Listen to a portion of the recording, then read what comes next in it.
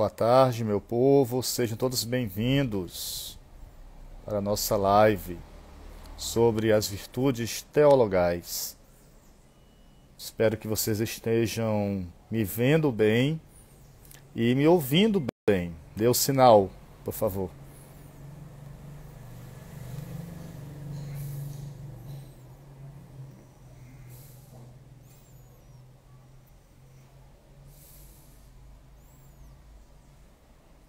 Bem, vão entrando.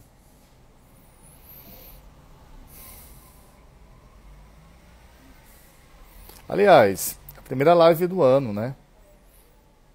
Depois de uma longa temporada sem termos live, hoje vamos ter o privilégio de termos um grande professor, o professor Joel, para juntos refletirmos acerca das virtudes teologais. É uma sequência de lives sobre virtudes.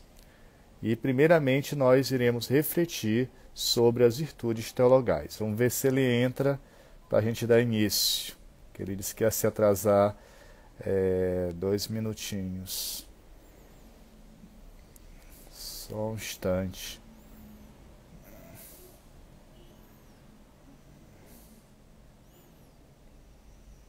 Eu peço que vocês convidem outras pessoas para participarem dessa live. Ok? Entra na live.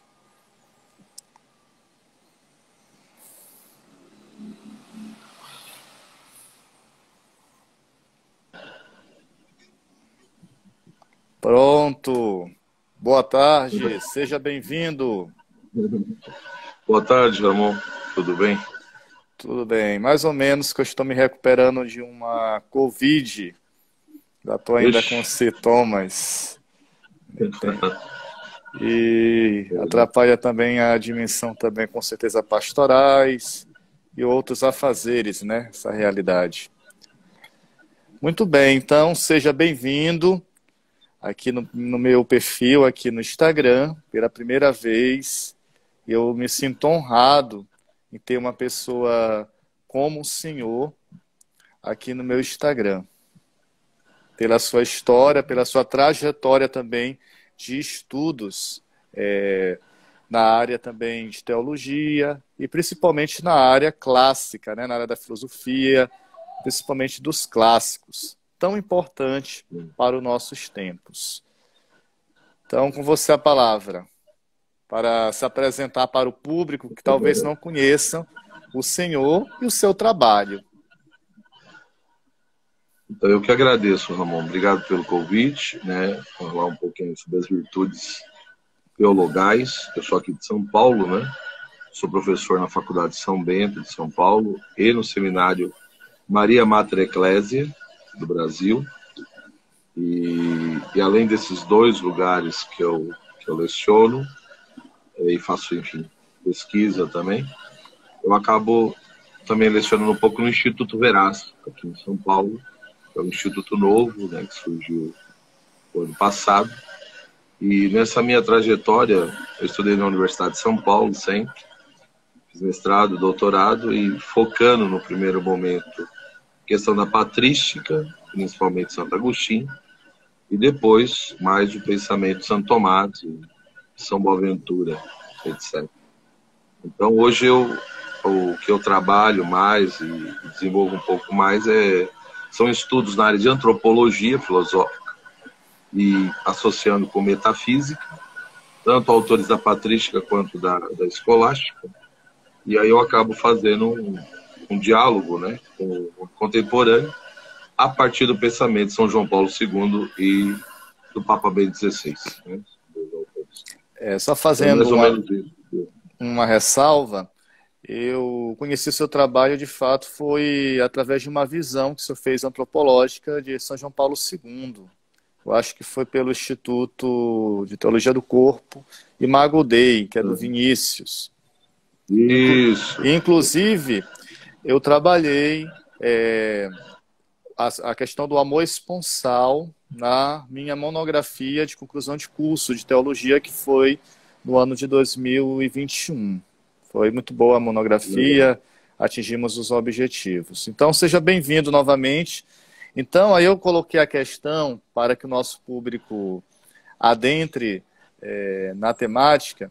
Existe, com certeza, virtudes humanas e virtudes teologais. Como podemos diferenciá-las? Com você a palavra. Então, tem uma... Num primeiro momento, é lógico, quando nós falamos em virtudes humanas, né, é comum também chamar as virtudes humanas de virtudes naturais, né? E aí, às vezes, dá até uma confusão, porque às vezes o pessoal acha que isso é uma virtude natural, é porque nasce conosco, né? E está em nós, e não é isso. Ou seja, uma virtude humana, uma virtude natural, é uma virtude que pode ser adquirida por nós.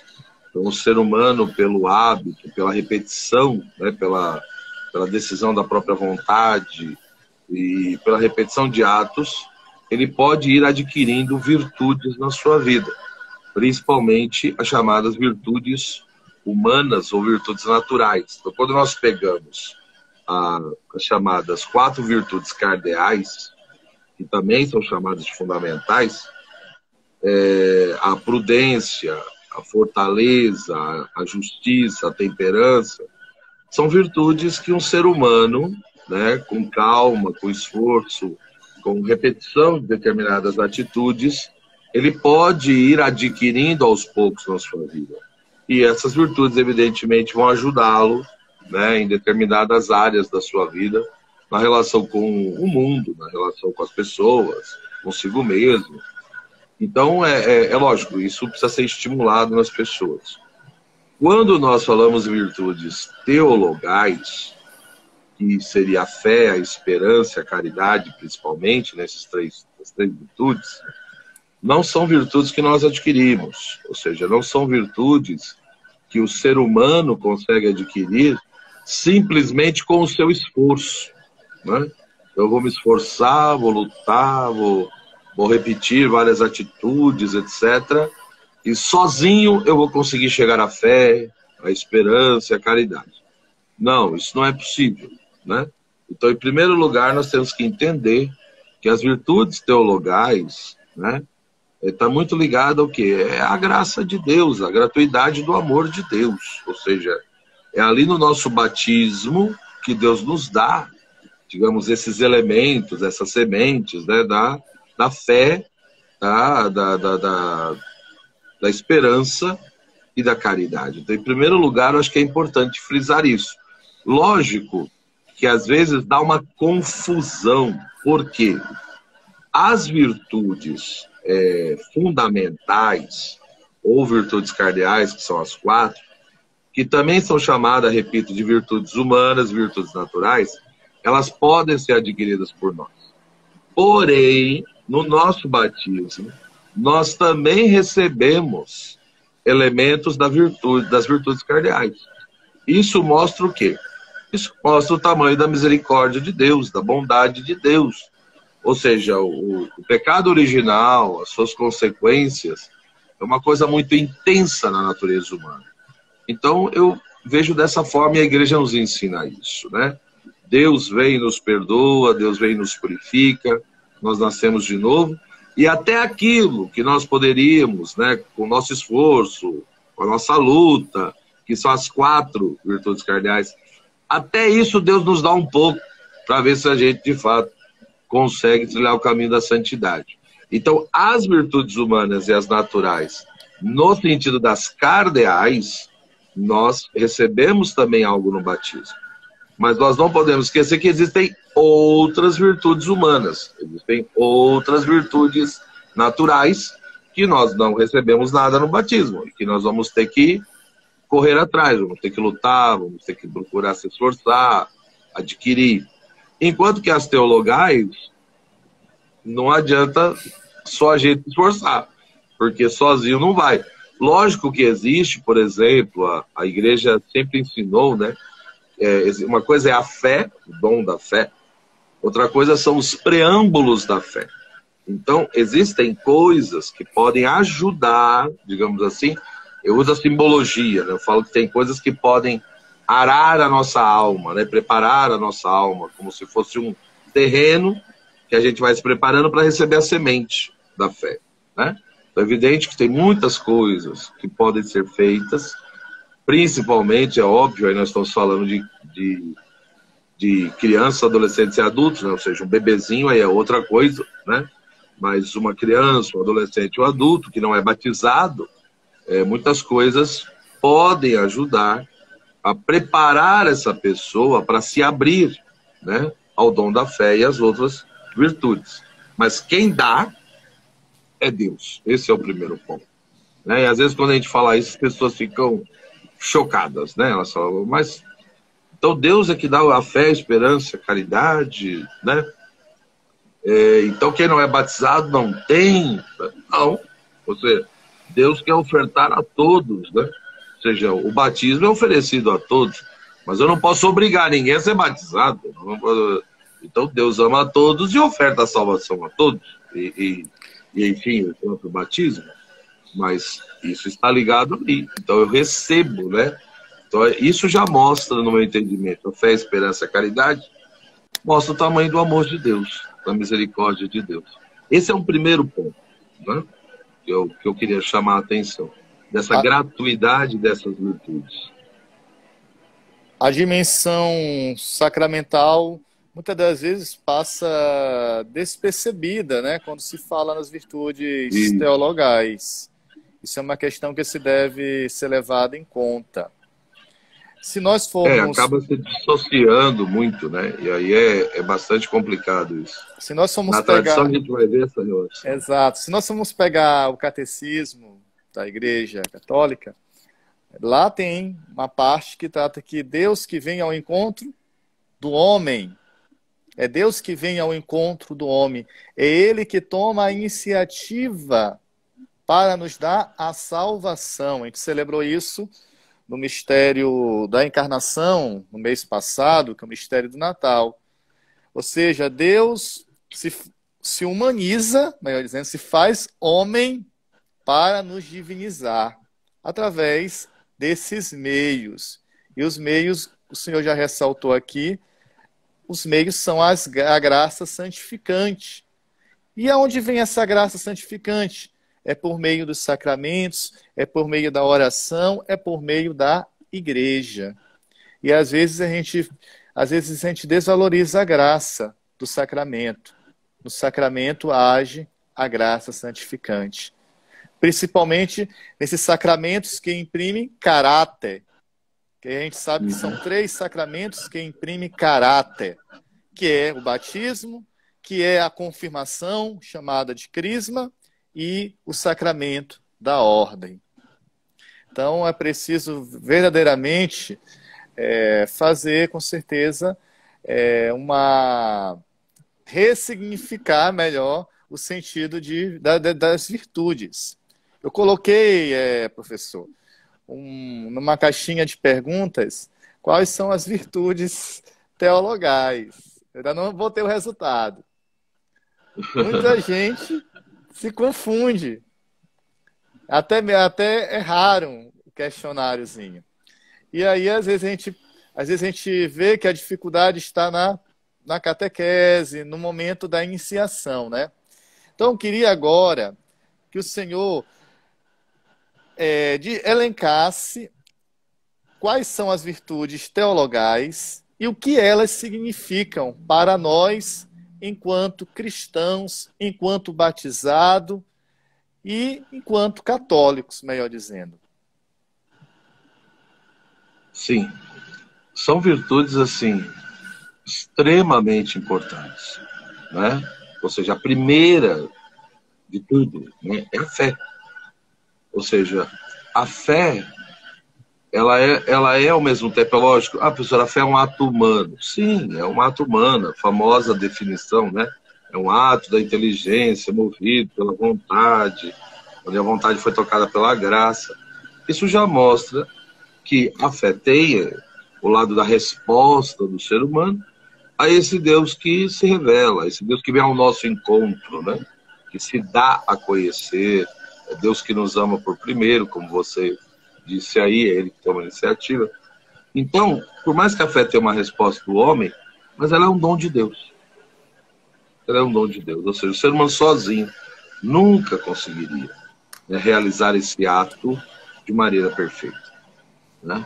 Ou seja, ele poderia chegar usando a sua razão, observando o mundo, a realidade, ele pode chegar à conclusão de que existe um ser supremo. Mas a fé não é só isso. A fé não é só você fazer um silogismo lógico, um raciocínio, uma estrutura, existe um ser supremo, né? Ou simplesmente, sei lá, aderir a uma ideia, né? Papa Bento XVI sempre frisou muito isso, né? A fé não é aderir a uma ideia, é alguém, é uma pessoa, né? E, portanto, é um eu aderindo a um outro eu, entendeu? Essa adesão a Deus. Então, a fé, de fato, ela nos leva, né, a se curvar perante o mistério, a aderir a Deus, né, a reconhecer Deus realmente como Criador, como Senhor, como sentido da minha vida. Então, essa fé que me leva, né, pela minha inteligência, pela minha vontade, eu acabo aderindo a esse mistério, a esse alguém, que é Deus, essa realidade transcendente, que nós católicos cremos que é unitrina, um só Deus, mas em três pessoas, né? E como diz as Sagradas Escrituras, a carta aos Hebreus e outros textos, é impossível agradar a Deus sem fé. Eu preciso da fé. A fé me leva a estabelecer uma relação de intimidade com Deus, né? A participar da vida de Deus, a viver essa dimensão da graça, entendeu? Então, sem a fé não tem como. Sem a fé não tem como. Agora, além de aderir a Deus, evidentemente, além desse eu creio, né, ele passa pelo nós cremos, porque essa fé nós recebemos pelas mãos da igreja, que é o corpo de Cristo. Né? Cristo é a cabeça da igreja, o Espírito Santo é a alma, né? E, portanto, a igreja, pelas mãos da Santa Igreja, né? Ali a pia batismal é como se fosse o útero da nossa mãe, que é a mãe igreja. E nós nascemos de novo, né? E aí vamos recebendo essa graça e conforme vamos crescendo, vamos sendo alimentados cada vez mais nessa fé, nos ensinamentos de Cristo, pelas mãos da igreja. Por isso que a fé, além de aderir a Deus, além de aderir a Cristo, né? E também é aderir a todas as verdades reveladas por Deus e que são ensinadas pela igreja, né?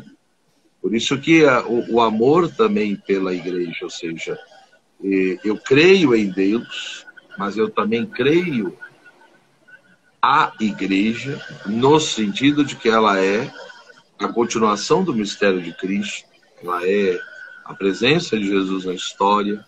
Por isso a preocupação de estar em comunhão com ela. Por isso que não é só o eu creio, é o nós cremos, né? Por isso que eu tenho que ver se a minha fé bate com a fé da igreja, com aquilo que a igreja crê. Então, existem essas dimensões, né? Ou seja, a igreja de fato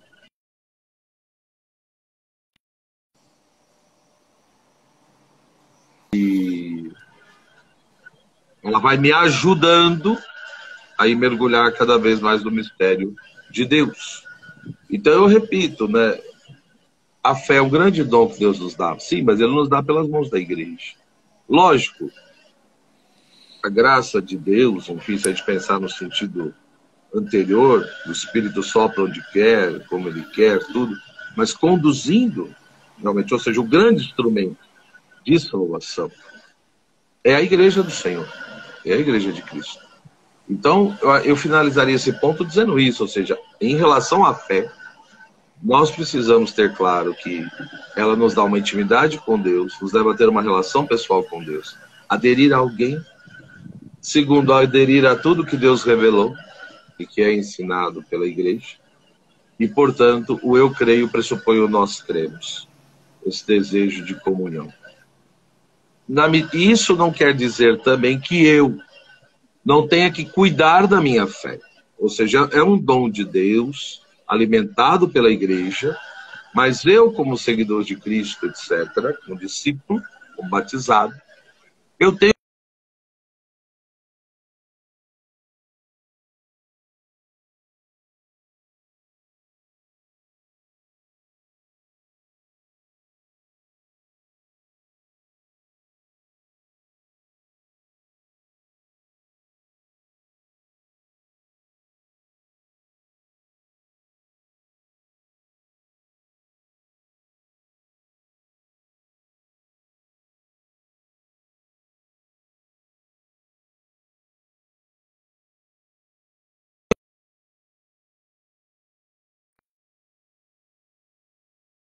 um travou.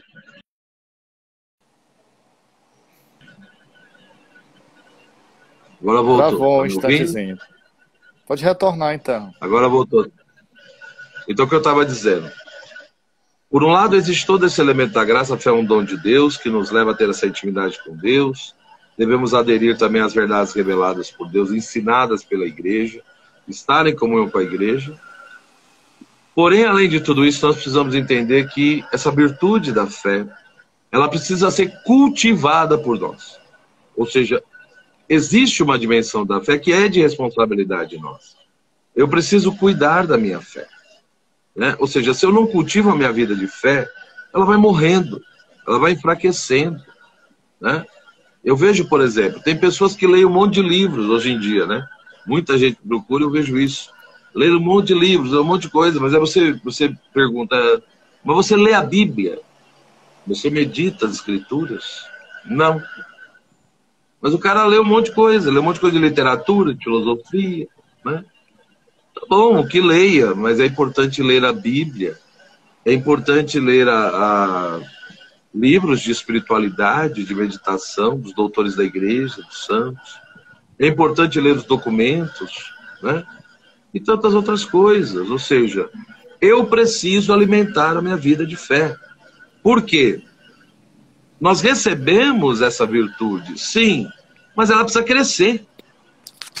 Ou seja, eu preciso atingir uma maturidade. Essa que é a grande questão. Né? E essa maturidade na fé, por um lado, tem a questão sacramental, tem a questão da vida de oração, mas também tem outras coisas que eu posso e devo fazer. Né? Como a Lex Divina, como eu disse, os estudos das Escrituras, né? Enfim, livros de espiritualidade, dos santos. Então, eu preciso cuidar da minha vida de fé. Eu vejo que muitas pessoas são relapsas. Muitas pessoas que entram em crise de fé é porque, na realidade, nunca cuidaram direito da sua fé. Né? Nunca alimentaram corretamente a sua relação com Deus, a sua vida de oração. Né? Sempre foi um pouquinho relaxado. E aí é óbvio que vai dar problema. Entendeu? E por mais que a fé seja um ato da inteligência, da vontade, mas nós também temos que entender que a fé também é confiança. A fé também pressupõe se abandonar-se nas mãos de Deus. E confiar na providência de Deus, confiar no cuidado de Deus, etc. E tudo isso precisa amadurecer e crescer. Então, às vezes você encontra pessoas que têm 30, 40 anos de idade e têm uma fé não de criança no sentido positivo da pureza, mas é uma fé infantil. Né? E aí a pessoa não consegue lidar. Ela não consegue lidar com as frustrações da vida. Ela não consegue conviver com dúvidas. Ela não consegue lidar com as perdas. Né? Aí é aquele tipo de pessoa que sempre está em crise, né? Cadê Deus? Deus não me ama. Deus não cuida de mim. Não sei o quê. Né? Então nós precisamos, repito, alimentar o dom da fé, a virtude, porque são teologais. Se são virtudes teologais, são virtudes que vão ajudar, em primeiro lugar, na nossa relação com Deus. Na nossa relação com Deus. A fé vai nos ajudar a restaurar toda a questão da nossa inteligência, por exemplo, né? Como que a nossa inteligência vai aderindo a Deus e adentrando ao mistério de Deus, compreendendo a razão de ser das coisas, por que as criaturas existem como existem, né? Por que determinadas coisas Deus permite. Então, a nossa inteligência, ela se renova pelo estudo, mas ela também se renova pela oração, pela meditação das Escrituras, né? E a virtude da fé ajuda, sim, o exercício dessa virtude. Ou seja, a virtude da fé para crescer e amadurecer precisa ser praticada. Eu tenho que exercitar a minha fé, né? Eu tenho que rezar, eu tenho que confiar. Vivendo isso, eu vou desembocar aonde? Na esperança. Eu vou ter esperança. Tanto que, quando uma pessoa me diz, eu estou desanimado, não tenho esperança por mais nada, vai dar tudo. Geralmente o que acontece? Quem não tem esperança é porque não tem fé. Ou seja, a virtude da esperança, ela entra em crise na medida em que a virtude da fé já entrou em crise anteriormente, né? E outra coisa, a virtude da esperança não tem nada a ver com ter pensamento positivo. Tem gente que acha que ter virtude da esperança, não, tem que pensar positivo. Eu vou pensar positivo, vamos desejar sorte um para o outro, que vai dar tudo certo, né? Não, não é nada disso, pelo amor de Jesus Cristo.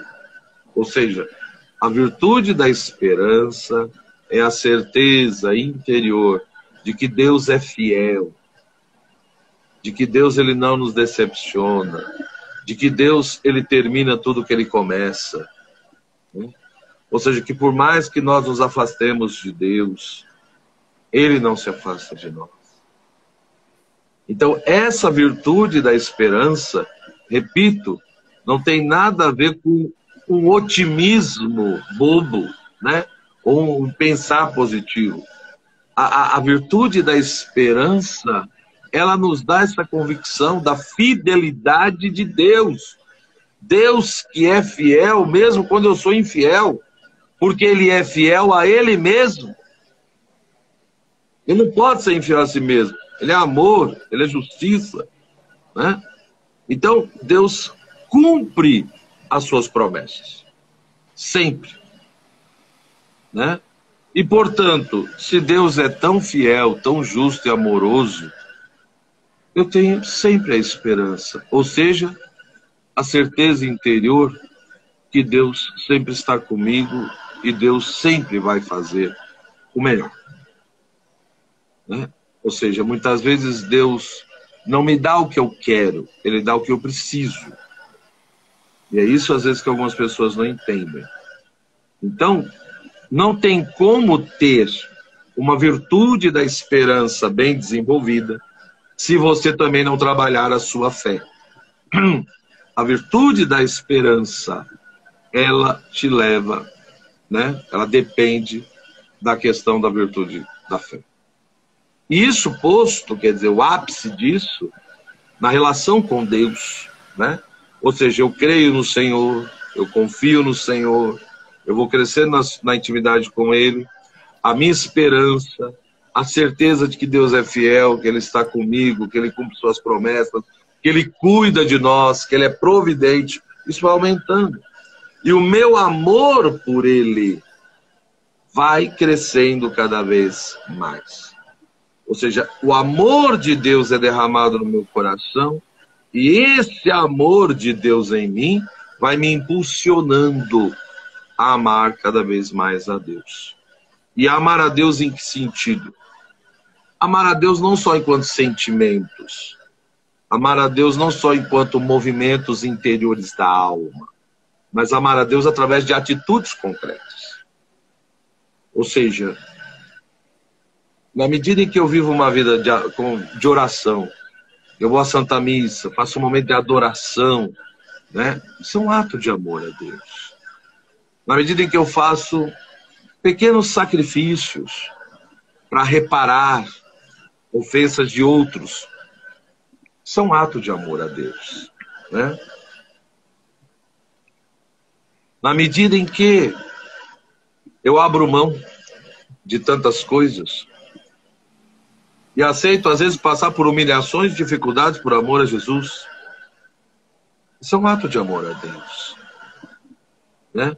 Na medida em que eu vejo o Cristo no outro e pratico as obras de misericórdia, materiais e espirituais, isso é um ato de amor a Deus. E a pessoa que vai, repito, vivenciando a fé e a esperança e cultivando essa caridade, né? Essa intimidade, essa relação amorosa para com Deus, vai se intensificando cada vez mais. Ou seja, o amor de Deus em mim vai levando, vai me levando a amar a Deus cada vez mais, mas de uma maneira concreta. E não apenas, repito, o sentimento, os movimentos interiores, os pensamentos. Evidente que isso é importante, eu não estou desprezando isso, né? Evidente que nós precisamos ter bons sentimentos, precisamos ter uma afetividade direcionada a Deus, né? Viver até uma oração afetiva, um momento de adoração.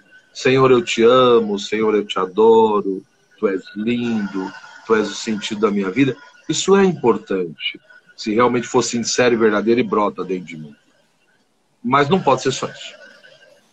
Não pode ser só isso, ou seja, toda essa oração afetiva, interior, né, intelectiva, ela tem que ser traduzida numa vida de oblação, numa vida de doação. Quem ama, dá a vida pelo outro. Se eu amo a Deus, eu então me sacrifico por Deus, né, por Cristo. Eu vejo dessa forma, né? E entendo que sem as 3 virtudes teologais é impossível viver isso. Sem a graça de Deus, sem a misericórdia, sem nessas 3 virtudes que Deus nos deu lá, o batismo nós não vamos conseguir viver isso. Chegar a essa maturidade da vida espiritual. Muito bem. Boas colocações. De fato, as virtudes teologais têm uma grande importância para nosso amadurecimento espiritual. Eu tinha um professor de história da igreja que dizia que era para a gente tirar de nossa vida espiritual o pieguismo e conservar a piedade, para dessa forma crescermos no amadurecimento espiritual. Com isso, eu faço a minha consideração diante daquilo que foi ressaltado pelo professor. O senhor pode fazer suas considerações finais agora, se quiser. É com o senhor a palavra. Não, eu acho, só para a gente ir finalizando, o que eu diria, né, é que nós católicos precisamos ter essa consciência. Por um lado é lógico, precisamos de Deus, necessitamos de Deus. Deus é o único necessário e absoluto. Então, nós dependemos em tudo de Deus. Porém, Ele que é a causa primeira, dependemos de tudo, mas como diria Santo Tomás, Deus ao nos criar, Ele não só nos deu o ser, Ele nos deu também a capacidade de sermos causa de algumas coisas, né? Causas segundas, evidentemente. Isso mostra, então, que nós precisamos entender que muita coisa que ocorre no mundo, na nossa vida, tem coisa que é lógico, é a causa primeira, é Deus agindo. Mas tem coisas que são resultados da ação das criaturas, das causas segundas, né? Isso mostra, então, que nós precisamos assumir a responsabilidade da nossa vida, da nossa existência. Eu não posso querer que um outro pense por mim, eu não posso querer que um outro escolha por mim, eu não posso querer que um outro caminhe por mim. E na vida espiritual não é diferente. Ou seja, precisamos da graça, mas aquilo que Santo Agostinho já dizia, Santo Tomás e tantos vão repetir, né? A graça supõe a natureza. Então eu preciso colaborar com a graça, eu preciso corresponder com a graça. As virtudes teologais, um grande exemplo da misericórdia e da graça de Deus. É Deus vindo até nós e nos dando ali instrumentos de santidade, de santificação. Só que eu preciso corresponder a isso. Eu preciso colaborar. Então eu preciso cuidar da minha fé, eu preciso cuidar da minha esperança, eu preciso cuidar da caridade. E entendendo que caridade aqui, em primeiro lugar, não é solidariedade, não é da esmola. A noção de caridade está pervertida na nossa cabeça por causa de determinadas teologias que se espalharam por aí, né? Então, caridade, em primeiro lugar, é a relação para com Deus. Por isso que é uma virtude teologal. É uma virtude teologal. Então, eu não posso confundir caridade com dar esmola, com solidariedade, né? Com lutar por justiça. A caridade é a relação para com Deus, que vai me levar, sim, a amar o meu próximo, que vai me levar a ver Jesus no outro. Com certeza. A tradição cristã nos ensina isso, o magistério, né? Mas não podemos confundir as coisas. Então, eu finalizaria dizendo isso. Se abra a graça, cultive uma verdadeira vida no Espírito, busque uma maturidade espiritual, né? E procure colaborar e corresponder com a graça de Deus na sua vida. Porque, no fundo, somente assim é que a gente se torna, aos poucos, um homem de Deus e uma mulher de Deus. Professor Joel, estamos também abrindo um novo ano, né, civil, posso dizer que o nosso ano litúrgico já começou com o advento. Então, já estamos próximos, daqui algumas semanas, do grande tempo da Quaresma. E é um tempo propício para que nós possamos cultivar essas virtudes e, com certeza, amadurecer na vida espiritual.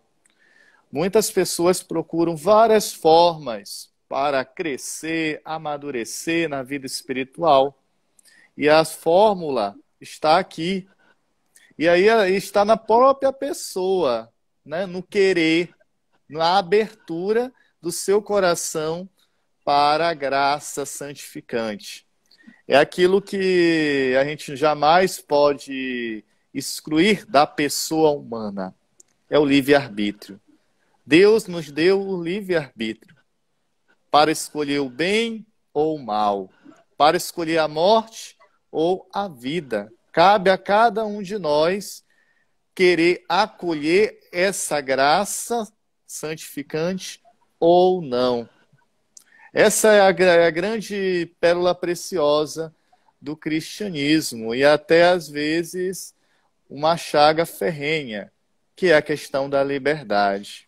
E aí entra outras percepções, porque Deus permite o mal, e etc., problema do mal, etc. E cairia bem para outras lives. Então, agradeço, de fato, a sua disponibilidade. O Senhor é um poço de conhecimento, viu?